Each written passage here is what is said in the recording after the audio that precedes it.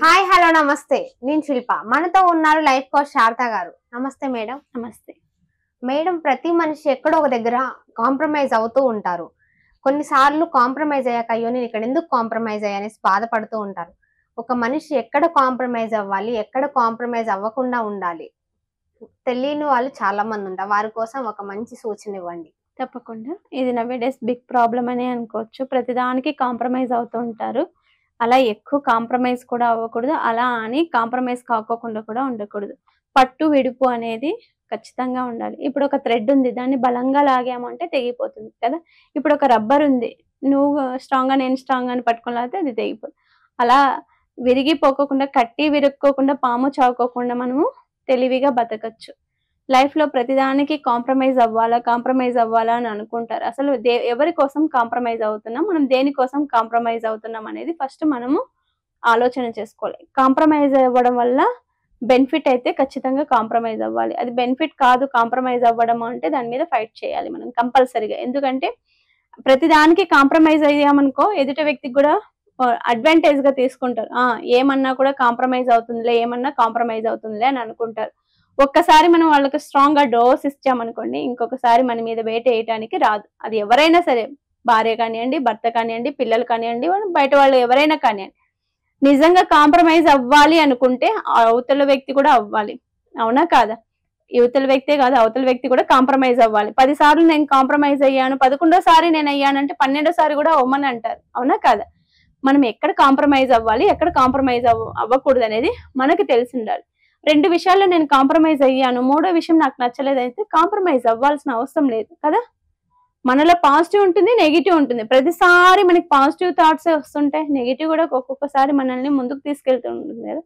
మనం చేస్తున్న పని కరెక్టా రాంగా అనేది ఎవరినూ అడగాల్సిన అవసరం లేదు. మన మనసుని, మన మనస్సాక్షిని అడిగితే అది నువ్వు వెళ్తున్న దారి కరెక్ట్ అని చెప్పిందంటే మీరు కాంప్రమైజ్ అవ్వండి. కాదు నువ్వు చేస్తున్నది తప్పు అని ఎక్కడైనా సూచించింది మనసు అంటే అది మీరు కాంప్రమైజ్ అవ్వద్దండి అని. ఎందుకంటే పెద్ద పెద్ద కేసులు, పోలీస్ స్టేషన్లకు వెళ్ళిన, కోర్టులకు వెళ్ళిన కేసులు కూడా నీ ఆత్మ సాక్షిగా చెప్పు అని అంటారు.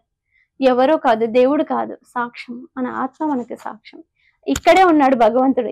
ఈ గుడిలో ఈ ఆత్మ చెప్పిందే మనకు సాక్ష్యం అవ్వాలి తప్పితే వీళ్ళు చెప్పేది సాక్ష్యం కాదు. మన ఆత్మ సాక్షిగా మనకి ఇది చేస్తున్నది కరెక్ట్ అంటే ఇంకా వేరే ఆలోచన చేయాల్సిన అవసరం లేదు, వెళ్ళిపోవచ్చు. అది కాదు నువ్వు చేస్తున్నది తప్పు అని మనకి చెప్పింది అనుకోండి, అది చేయకపోవడమే కరెక్ట్ అనేది నా విషయంలో అనిపిస్తుంది.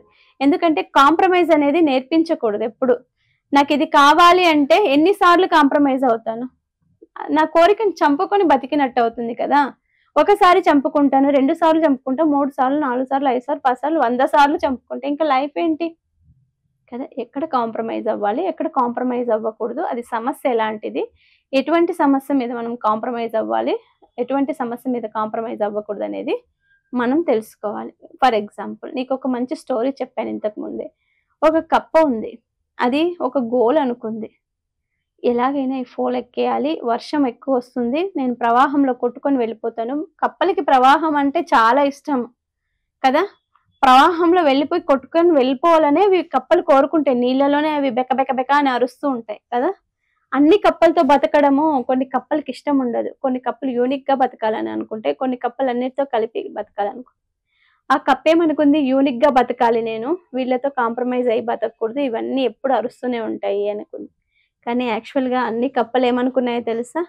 అది యూనిక్ గా బతకాలనుకుంటుంది, దానికి పొగురు ఎక్కువ అని అనుకుంటున్నాయి వేరే కప్పలు. ఆ కప్ప ఏం చేసింది, దానికి అసలు వినిపించదు, చెవి వినిపించకపోతే చకచక అని ఆ ప్రవాహాన్ని అధిగమించడం కోసము ఆ ఫోల్ ఎక్కేసింది, టపటపటప ఎక్కేసింది. మిగిలిన కప్పలు కూడా చాలా ప్రయత్నం చేస్తాయి, ఆ ఫోల్ ఎక్కేయటానికి చాలా ప్రయత్నం చేస్తాయి.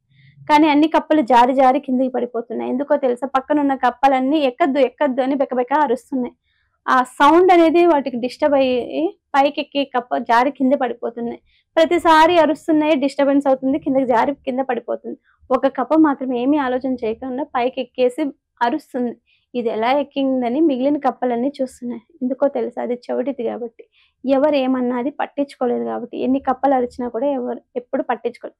అలానే మనలో కూడా ఎవరు ఏమన్నా కూడా మనం పట్టించుకోకుండా మన గోల్ ఏంటి, మన యాంబిషన్ ఏంటి అనేది మనం ఒకటి ఆలోచన చేసుకొని మనం ముందుకు వెళ్ళిపోయామనుకోండి, మనం ఎక్కడ కాంప్రమైజ్ అవ్వాల్సిన అవసరం లేదు. అలా అని మనము పొగురుగా ఉండాల్సిన అవసరం కూడా ఉండదు. మేనేజ్ చేసుకోవాలి. ప్రాబ్లమ్ ఎలాంటిది, దాన్ని ఎలా ఫైండ్ ఔట్ చేయాలి అనేది మనం ఆలోచన చేసుకొని, ఆ ఆలోచన మార్గంగా మనం వెళ్ళామనుకో మనకి సక్సెస్ వస్తుంది. ఊరికే గొడవలు పెట్టుకొని, కాంప్రమైజ్ అవుతూ, కాంప్రమైజ్ కాకోకుండా ఇబ్బంది పడుతూ, వాళ్ళని నొప్పించకూడదు, మనము తానొప్పక ఇతరులను నొప్పించక తప్పించు తిరుగువాడే నేర్పరి సుమతి అని మనం సుమతి శతకంలో చేస్తాం. చిన్నప్పటి నుంచి ఇంత మంచి మంచి పద్యాలు నేర్చుకొని బతికిన మనకి బతుకు తెరువు తెలియకపోతే ఎలా?